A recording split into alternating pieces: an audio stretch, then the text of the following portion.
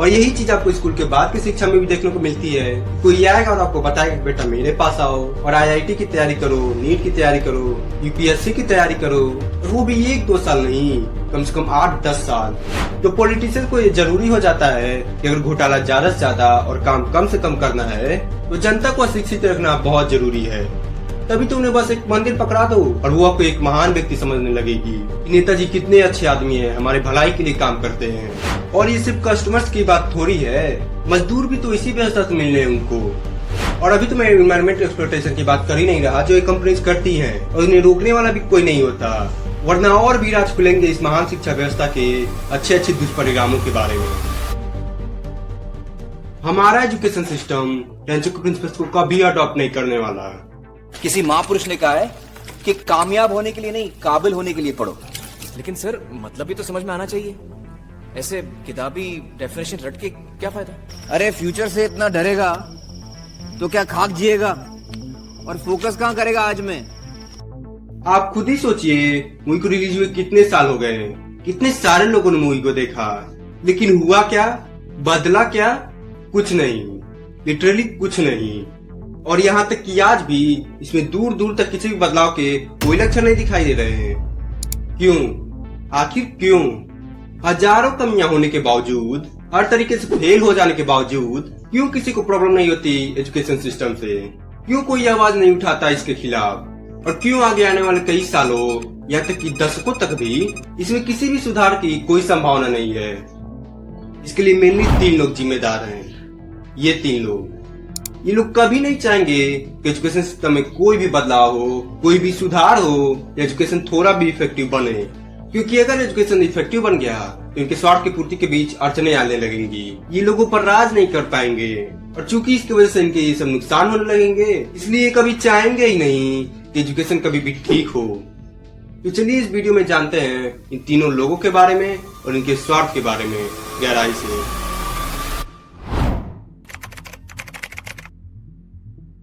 ये वही लोग हैं जिन्होंने शिक्षा को धंधा बनाकर रख दिया है, जिनकी झोली में आपको हजारों रुपए हर महीने डालने पड़ते हैं यूं ही, और इसके बावजूद भी लोगों को लगता है कि वह शिक्षा का मंदिर है, या उनका बच्चा वहाँ कोई बहुत ही महान शिक्षा पा रहा है।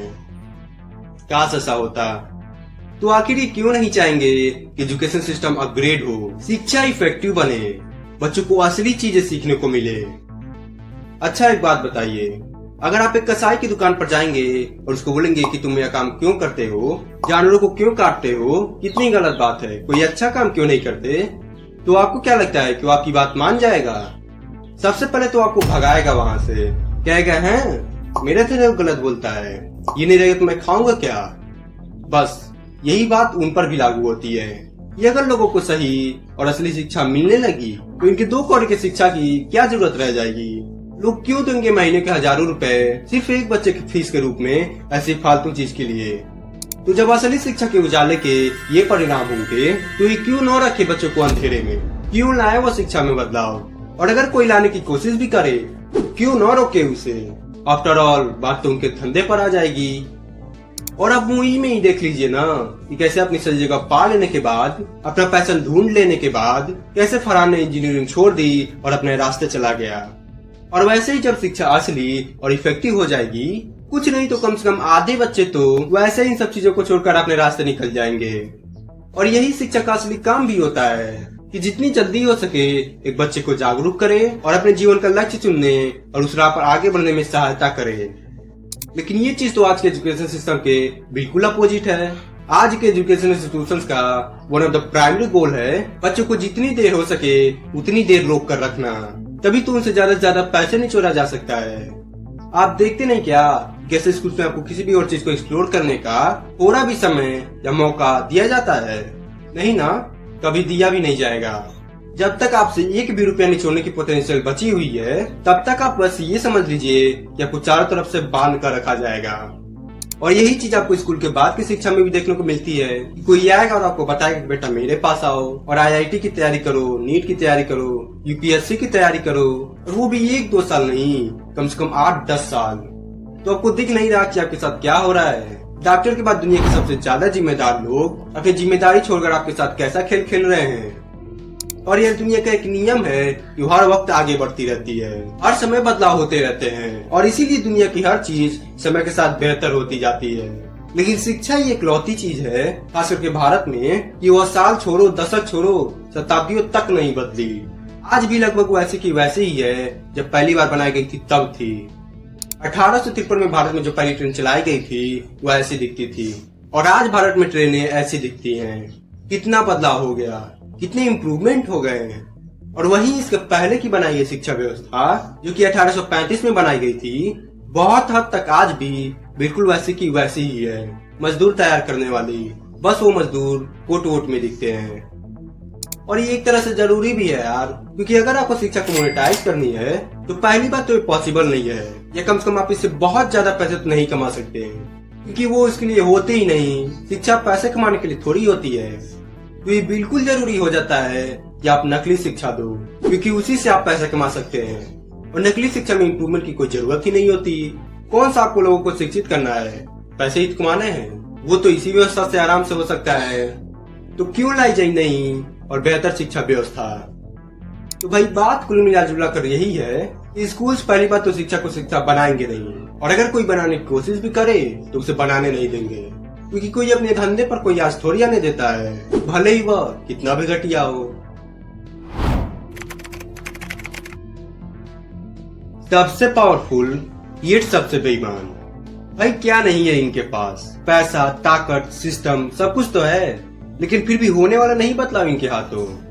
और मैं स्पेसिफिकली किसी पॉलिटिशियन को कुछ नहीं कह रहा, और ना ही पिछले पार्ट में किसी प्राइवेट स्कूल ओनर को कहा है। मैं एक ब्रॉड सेंस में बात कर रहा हूँ कि ये पूरा सिस्टम ही ऐसा है कि इससे एजुकेशन कभी ठीक हो ही नहीं सकता। और इसके पीछे कौन कौन से स्पेसिफिक कारण है वही इस वीडियो में बताने की कोशिश कर रहा हूँ। तो सबसे पहले एक बात बताइए कि ये जाति, धर्म, संप्रदाय, फलाना ढिमकाना आदि फालतू के मुद्दों पर ज्यादातर वोट कौन देता है? पढ़ा लिखा आदमी। उससे अगर कोई नेता इन सब चीजों पर वोट मांगे जाएगा तो यही करेगा।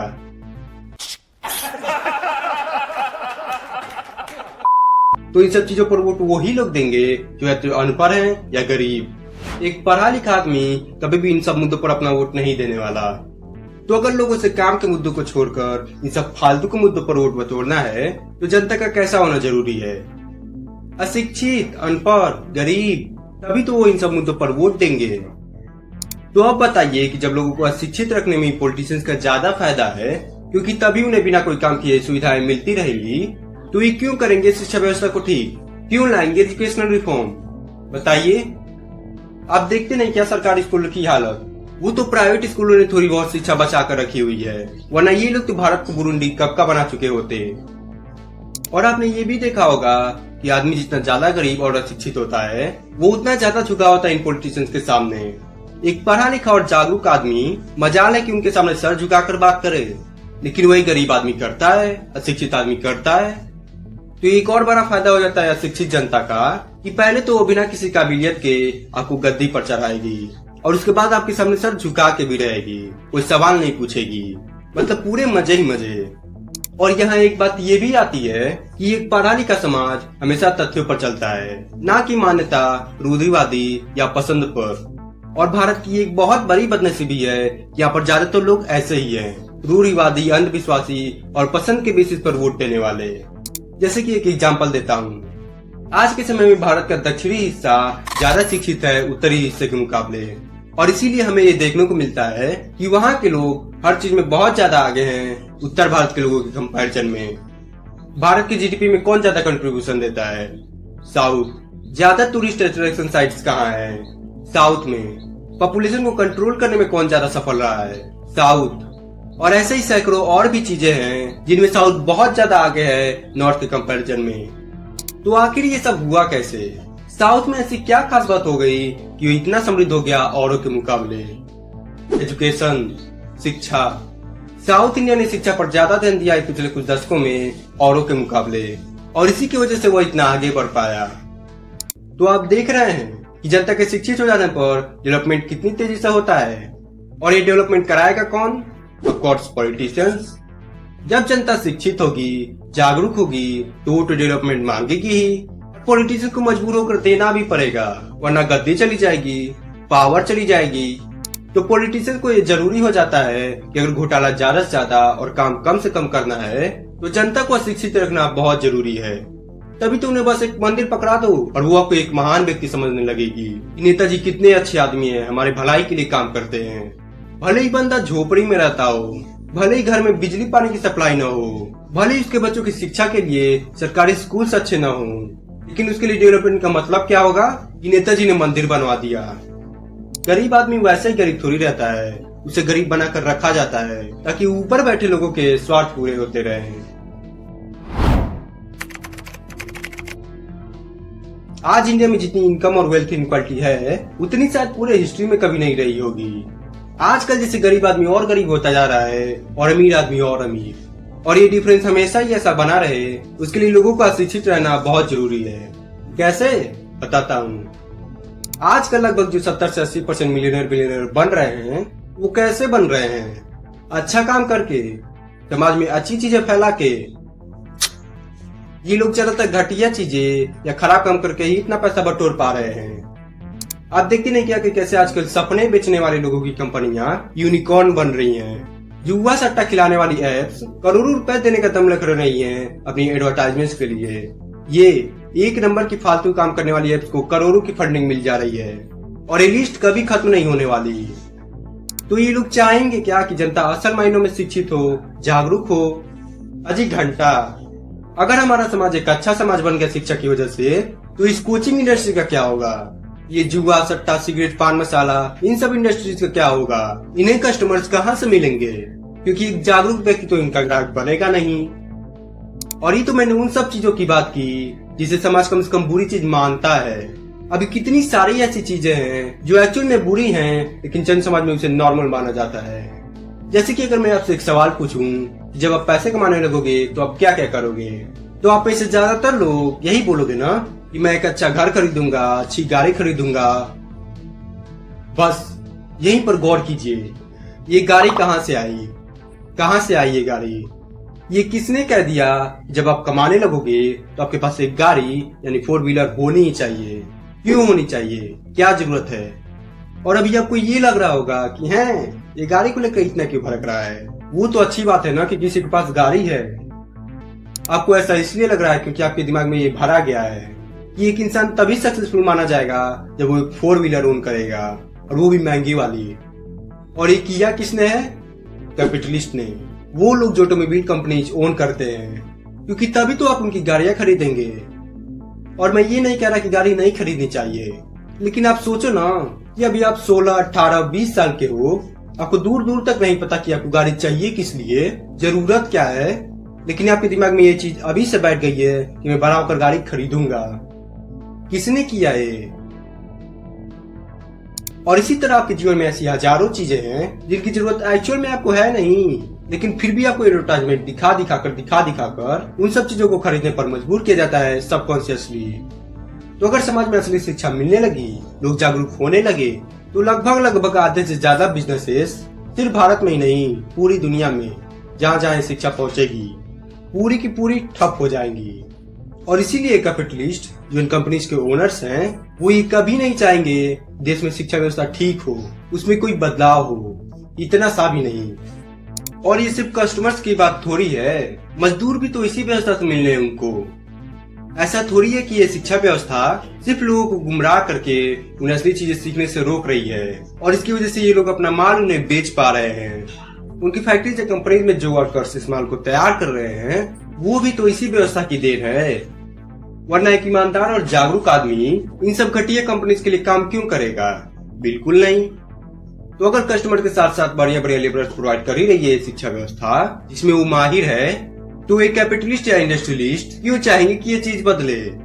बिल्कुल नहीं चाहेंगे। और अभी तो मैं एनवायरमेंट एक्सप्लॉयटेशन की बात कर ही नहीं रहा जो ये कंपनीज करती हैं, और इन्हें रोकने वाला भी कोई नहीं होता। वरना और भी राज खुलेंगे इस महान शिक्षा व्यवस्था के अच्छे दुष्परिणामों के बारे में, तो उसे अभी रहने देते हैं। तो आपको दिख रहा है कि ये पूरा एक साइकिल ही बन गया है, बिल्कुल एक मोनार्कियल सिस्टम यानी राजतंत्र की तरह, जहाँ एक कैपिटलिस्ट या इंडस्ट्रियलिस्ट राजा हैं जो सब पर राज करते हैं। ये पॉलिटिशियंस मंत्रीकर हैं जो राजा के फेवर में जनता के लिए कानून बनाते हैं, और ये स्कूल ओनर्स सेनानायक जो पहले तो राजा की सेना के लिए सिपाही तैयार करते हैं और दूसरा कि कहीं ये जनता कभी इस सिस्टम को पलट ना दे, उसके लिए लोगों को गुमराह भी रखते हैं नकली शिक्षा देकर। तो इन सारी चीजों में लूटा तो आम जनता को ही जा रहा है। और इनका फाइनेंशियल सिस्टम भी गजब का है। वैसे तो ये जल्दी दिखाई नहीं देगा, लेकिन अगर आप बहुत ध्यान से देखेंगे तो दिखेगा कि कैसे कैपिटलिस्ट पॉलिटिशियंस को चंदा देते हैं इलेक्शन के टाइम पे, ताकि वो पावर में आ जाएं और बदले में उनके फेवर में कानून बनाएं, ताकि जनता को हमेशा गुमराह रखा जा सके और उनके बनाए गए माल के लिए कस्टमर्स और लेबरर्स दोनों मिलते रहें और ये साइकिल ऐसे ही बना रहे। सिर्फ देखना काफी नहीं है, तुम्हें और तुम्हारे पार्टी को इलेक्शन के वक्त सूटकेस भर भर के दिया है। जरूरत पड़ने पर तुम्हें खुद हाथ उठा के टावर बनना पड़ेगा। टेंशन जाने दीजिए, टावर्स को बचाने के लिए हम लोग आर्मी लगा देंगे।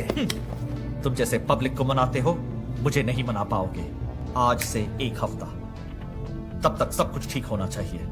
फिर से मुझे बिजनेस शुरू करना है। और इसमें पैसा तीनों कमा रहे हैं। कैपिटलिस्ट अपना माल बेचकर, क्योंकि उन्होंने माहौल ऐसा बना दिया है कि लोगों को उनके सामान की जरूरत पड़े। पॉलिटिशियंस घोटाला करके, क्योंकि जनता तो अशिक्षित है। इस शिक्षा व्यवस्था से शिक्षित हुआ आदमी और एक अशिक्षित आदमी में ज्यादा फर्क नहीं है।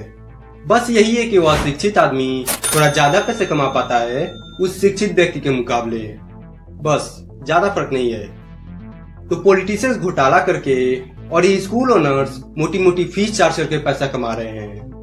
तो इसमें कोई पिसता है तो वो है आम जनता। और सॉरी शाहरुख अंकल, कहने को तो आप कह ही सकते हैं, आपकी फ्रीडम है, लेकिन एक कॉमन मैन के पावर को अंडर एस्टिमेट कर ही दिया जाता है हर जगह। Don't underestimate the power of a common man. हलवाई। Don't underestimate the power of a हलवाई। और पता है क्या, ये लोग भी एक्चुअल में खुश होते नहीं है अपने जीवन में। चाहे ये कितना भी पैसा इकट्ठा कर दें, कितना भी लूट ले लोगों को, लेकिन ये एक्चुअल में कभी खुशी नहीं पा पाएंगे, क्योंकि वो पैसों से नहीं मिलती ना। हजारों करोड़ कमाकर भी कैपिटलिस्ट को और पैसे क्यों चाहिए होते हैं? 10-10, 15-15 साल तक सत्ता में रहकर जनता को लूटने के बावजूद भी पॉलिटिशियंस को और पावर क्यों चाहिए होती है?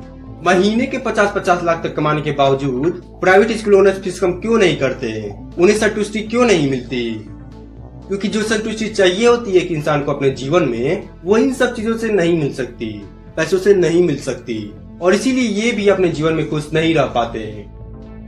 तो सीधी सी बात यह है कि इस व्यवस्था से कोई खुश नहीं है, क्योंकि नफरत से कोई खुश हो ही नहीं सकता यार, न जीतने वाला न हारने वाला, दोनों ही।